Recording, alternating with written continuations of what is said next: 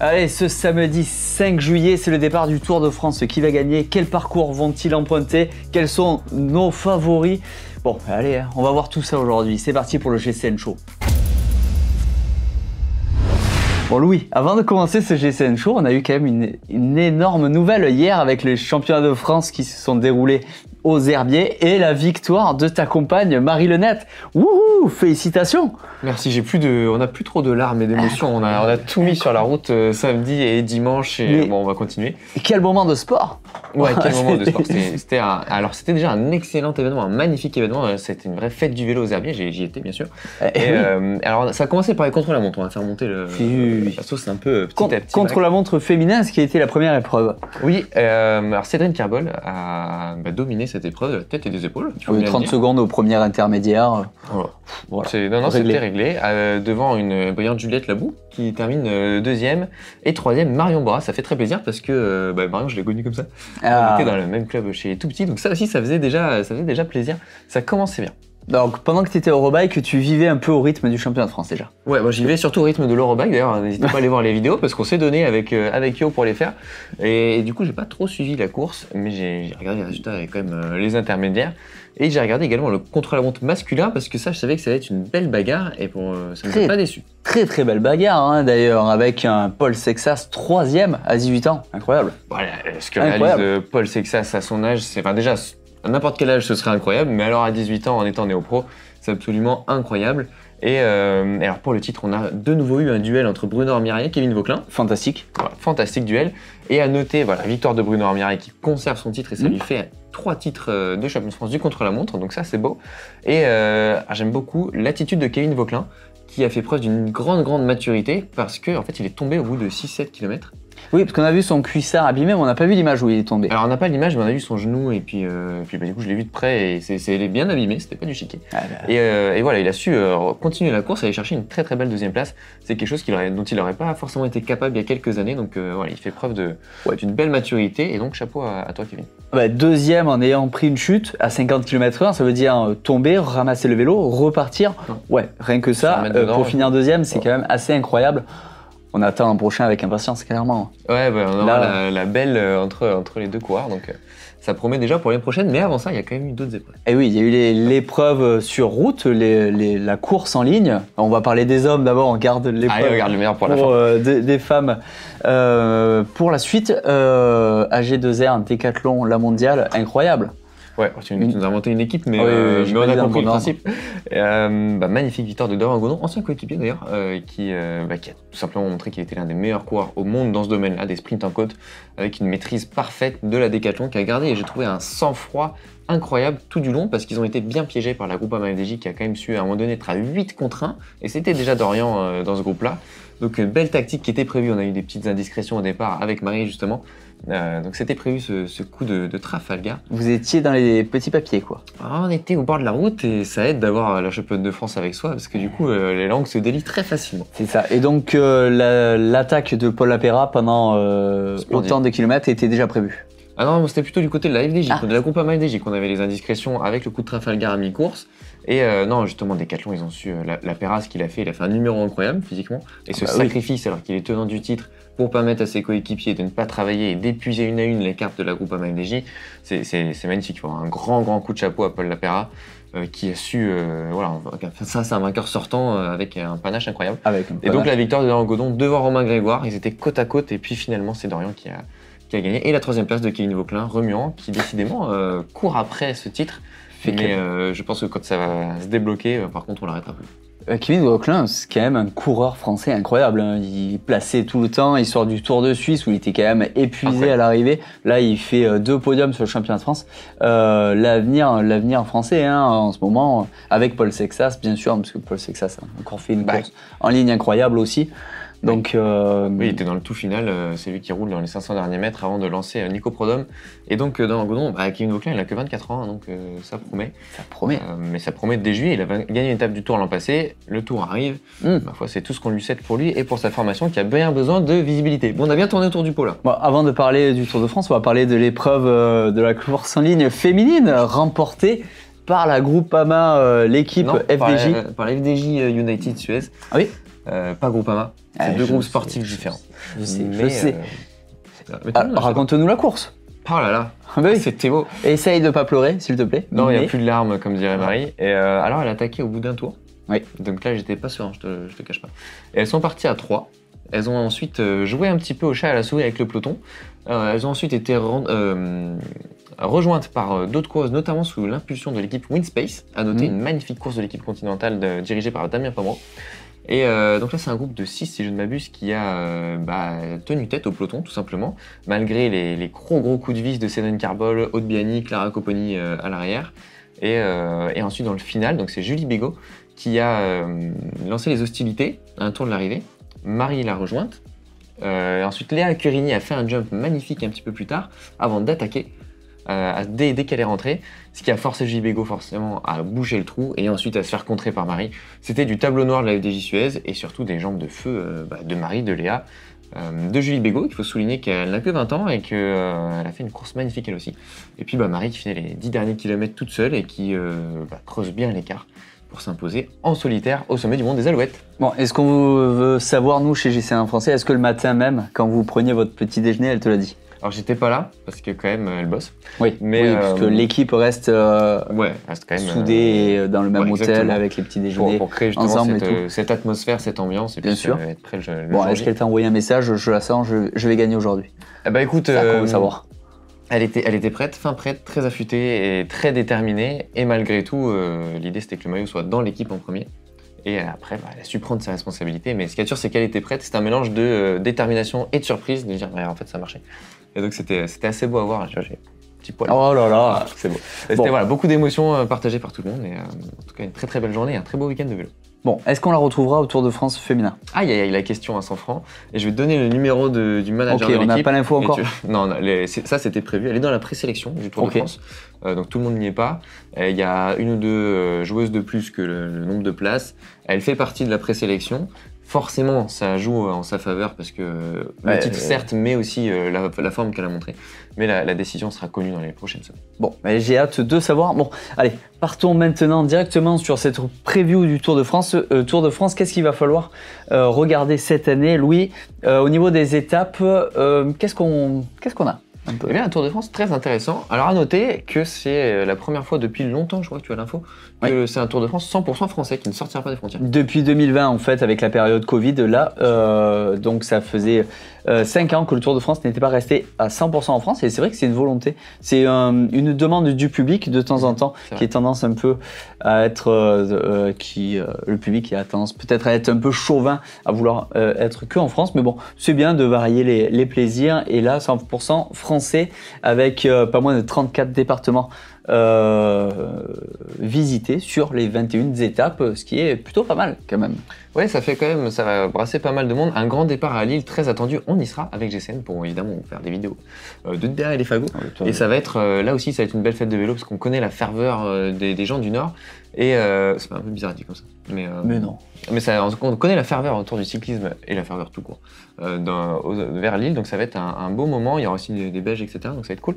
Et ça va être 3 jours pas si simple pour démarrer. 3 jours dans l'agglomération lilloise et dans les départements du Nord. Et ça va être déjà du beau sport avec dès la deuxième étape des petits pièges. Mais dès la deuxième étape des petits pièges, à savoir que au niveau des étapes, justement, si on les classe un peu, là, ces 21 étapes, on va avoir 7 étapes de plaine, 6 étapes accidentées, 6 étapes de montagne avec 5 arrivées au sommet et 2 contre-la-montre, dont 1 en col. Donc là, ça va être très intéressant. Il semble qu'on a prévu des petites facéties autour de ce contre-la-montre en col du côté de GCN en français. C'est ça. Et 52 000 mètres de dénivelé. Même pour toi, ça fait beaucoup. 3380 kilomètres au fur et à mesure de ce mois de juillet. Ouais, ça va pas être solide. Dans les étapes, on attaque du coup la première semaine du côté de Lille, c'est ce que tu me disais. Et moi, j'ai regardé l'étape Lowin-Planck, Boulogne-sur-Mer, 209 km, avec des côtes raides sur le final. Et notamment des passages aux alentours des 10%. Ça ressemble au Pays Basque, hein, clairement, chose que je connais parfaitement. À chaque fois qu'on va quelque part, tu nous dis que ça ressemble au Pays Basque. Je compare avec ce que je roule, clairement. Et là, tout dans le Pays Basque. Du coup, cette étape, il va falloir la surveiller. Côte du Haut-Pichot, 1 km 1 à 9,4%. Côte Saint-Étienne-du-Mont, 1 km à 10%, 10,6%. Et la côte d'Outreau, 800 mètres à 8,8%. Et tout ça dans le final. Donc clairement cette étape, moi je l'ai notée comme intéressante à regarder. Oui, de toute façon les 3 premiers jours le seront, et en fait c'est ça qui est bien avec ce Tour de France, c'est que dès le début on a des étapes qui peuvent même être décisives, y compris pour le classement général. On aura une autre étape piège, l'étape 4, l'arrivée à Rouen. On va passer par tout ce qui est escarpé du côté de la Normandie et ça va en surprendre plus d'un. Je pense que ceux qui s'attendent à du plat tranquille vont être cueillis. Et surtout le lendemain, dès le 5e jour, on a un contre-la-montre de 33 km, donc c'est conséquent, aux alentours de Caen. Là encore, donc il faudra être prêt dès le début pour les favoris au classement général. Et ça sera surtout, on va voir si ça va être le classement général ou les spécialistes pur dur. C'est ça qui est bien avec un chrono. Moi je mets une petite pièce sur MCO, tiens, sur celui-là. Ce qui est bien avec les chronos de tôt, c'est que les qualités de récupération des coureurs du classement général n'auront pas le temps d'être un avantage par rapport aux rouleurs purs et durs. On va le voir, il y a aussi une fin de Tour de France qui est forcément difficile, donc les favoris du classement général vont devoir ajuster leur forme également, donc ça peut effectivement ouvrir la porte ou en tout cas nous proposer un beau duel entre un Remco par exemple et un Ghana ou je ne sais quoi, un pur rouleur en tout cas. Donc ça va être en fait ça fait 5 jours, c'est déjà pas ennuyé. C'est déjà pas mal. Et si on regarde bien les 10 premières étapes en fait, on voit qu'il y a un peu tous les profils, et notamment de l'étape accidentée, mais on a aussi 4 étapes qui seront pour les sprinteurs. Et ça c'est quand même assez intéressant quoi, des étapes. Une étape plate, c'est jamais facile. Mais 4 étapes pour les sprinteurs, la première semaine, c'est bien. Ça, on va avoir pas mal de concurrence. Ils seront tous en pleine forme. Ils seront encore frais. Donc, ils n'auront pas eu. Non, il y a des sprints ils n'ont pas eu la montagne. Donc, ça va être. Il y a des sprints célèbres comme à Châteauroux, par exemple, un Chinon-Châteauroux, l'arrivée, l'étape entre Saint-Marin-le-Grand et Laval également. Ça, c'est des gros sprints où il y aura du gros spectacle dans l'emballage final. Bon, en parlant d'emballage final, la première étape de montagne, c'est le 14 juillet, évidemment. Ça, c'est beau. Voilà, pour le feu d'artifice. Chaque année, je suspecte clairement l'organisation ASO de mettre une étape qui peut convenir à des Français, spécialement pour le 14 juillet. Et tant mieux, qu'est-ce qu'on est heureux pour ça. Bon, à savoir que les Belges qui nous regardent aussi auront le contre-la-montre de Caen avec Remco. Donc, voilà.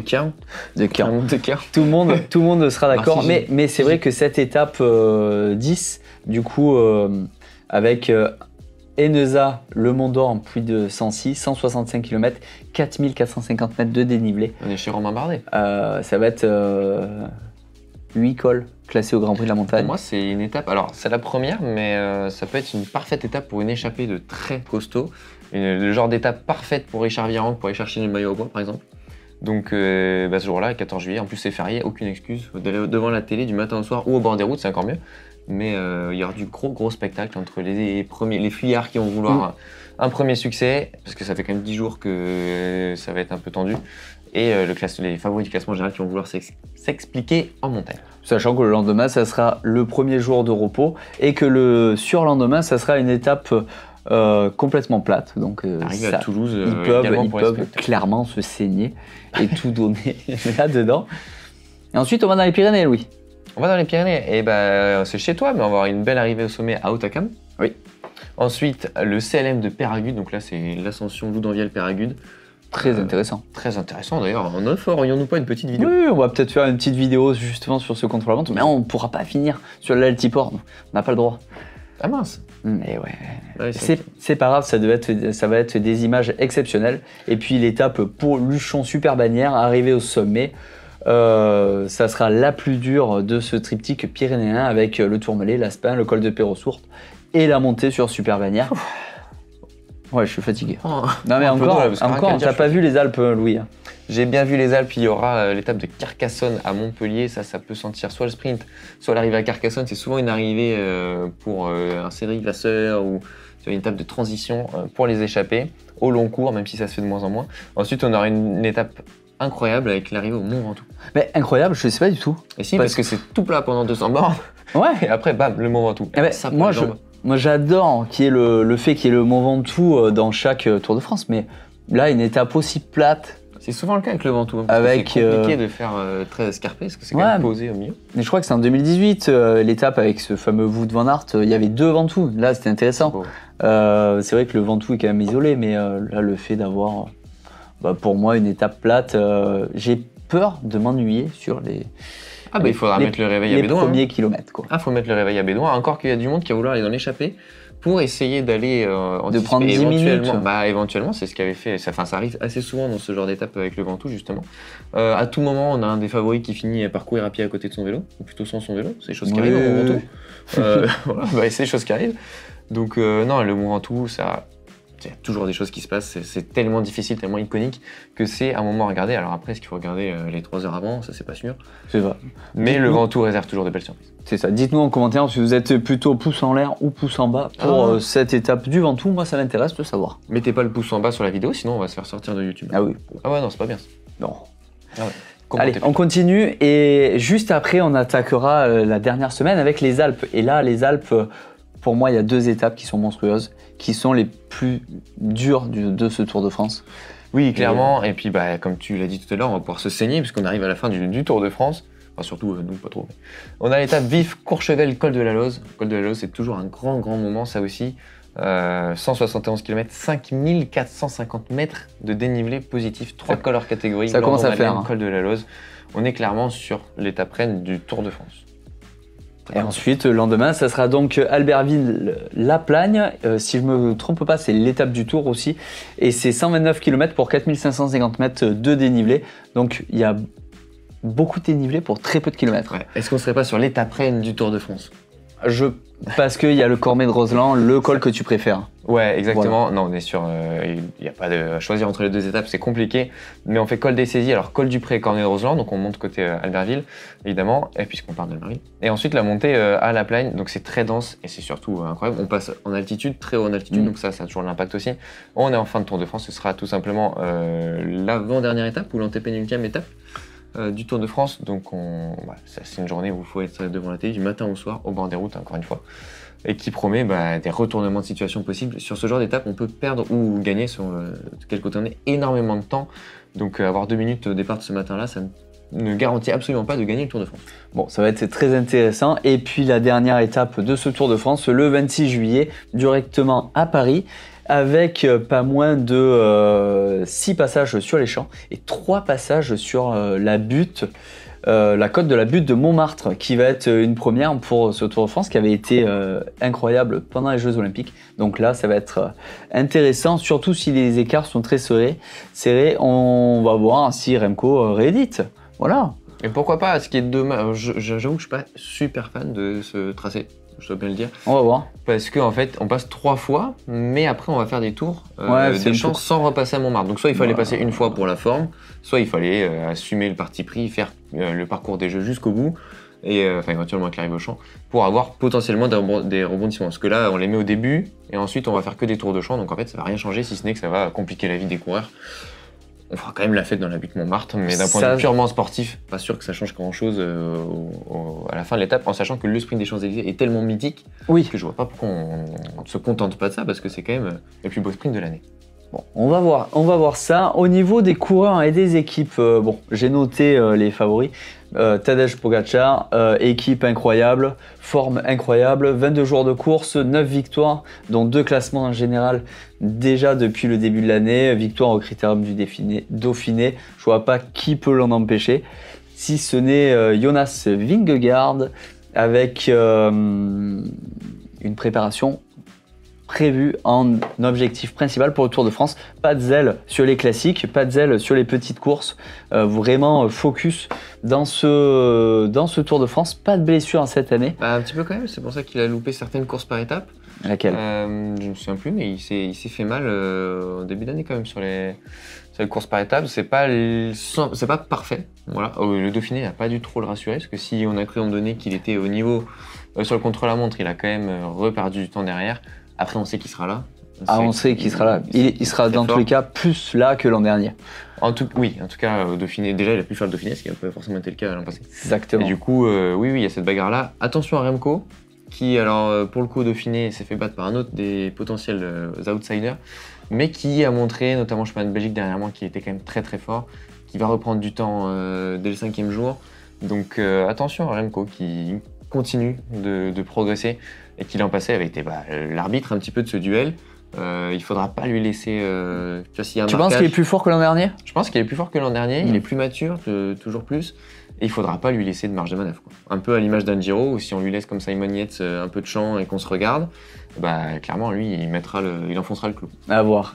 Primož Roglič, pas très rassurant sur ce début d'année. Est-ce que c'est vraiment le fer de lance de l'équipe Red Bull Bora? Plutôt un hydre de tête avec un Florian Lipovic qui a fait un en pleine forme. Super beau Dauphiné et qui lui aussi pour le coup progresse. Il est encore en jeu pour le maillot blanc.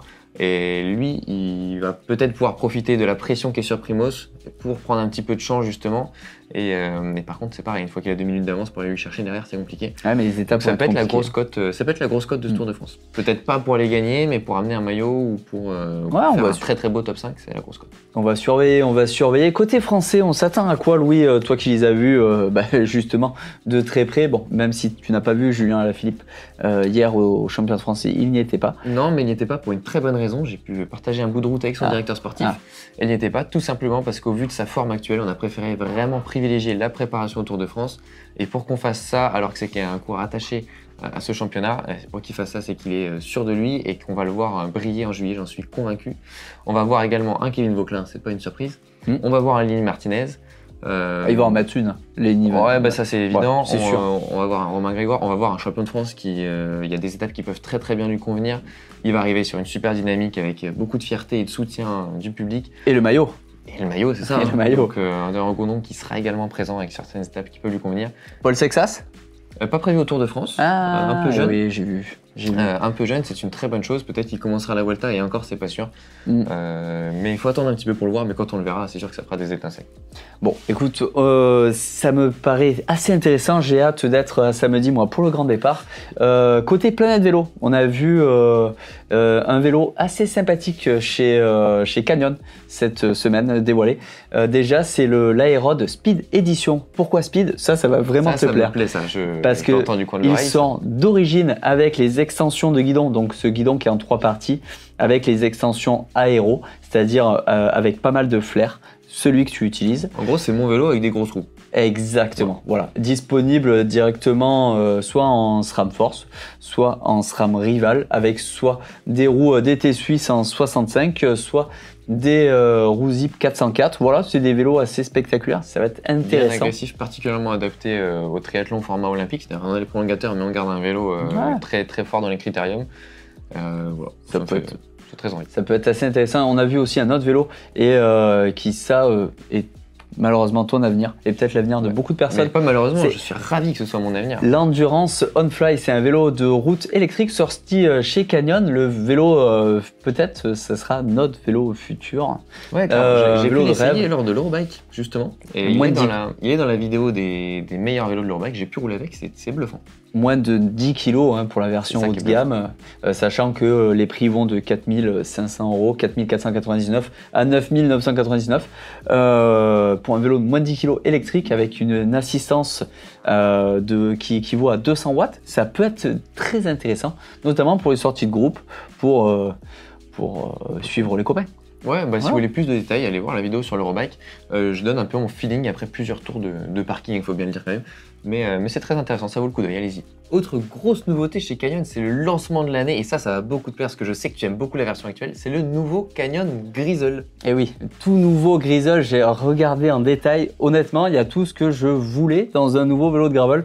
Déjà que j'aimais beaucoup l'ancien, c'est ce que tu me disais, et ça c'est vrai parce qu'il est avec un cadre très joueur, carbone, c'était vraiment un super vélo. Là, par contre, ils l'ont sorti en 8 déclinaisons, je ne sais pas lequel choisir. Donc, à ce point-là. Alors, dis-nous un petit peu. Alors, pour les versions classiques, ils ont gardé le Grizzle OG, ils l'ont appelé ça. Donc là, on retrouve le cadre classique du Canyon avec 2-3 nouveautés, des petits porte-bagages, des accessoires. En fait, ils ont vraiment mis le paquet sur les accessoires. La fourche est disponible aussi sur ce Grizzle OG. La fourche suspendue, tu veux dire? Exactement. La fameuse DT Suisse One 132 mm F132, exactement. en 40 mm de débattement. Et oui, la même que sur le Grail, évidemment. Mais d'ailleurs, j'ai hâte que tu essayes un peu ces vélos en gravel.